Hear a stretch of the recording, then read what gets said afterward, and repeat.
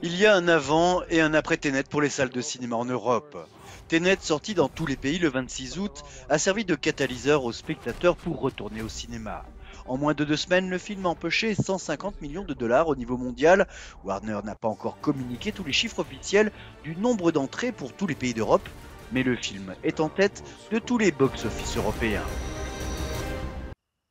Malgré donc les conditions sanitaires souvent restrictives, port du masque selon les pays, siège de séparation entre les groupes de spectateurs, les Européens sont retournés au cinéma et dans chaque pays, des films nationaux en ont profité.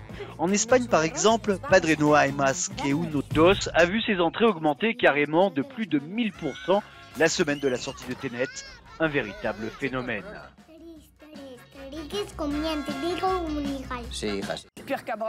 En France, c'est Effacer l'historique, qui avait reçu l'Ours d'argent à Berlin, qui voit ses entrées grossir depuis sa sortie et en faire un vrai succès populaire.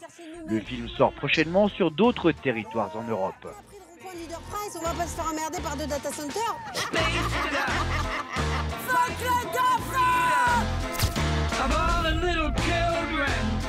Si dice che non avete un lavoro, non avete una moglie, un contribuente. En Italie, enfin, c'est Volevo nascondermi, lui aussi récompensé à Berlin par un prix d'interprétation masculine, le dernier du genre, à Elio Germano, qui interprète le peintre Antonio Ligabue.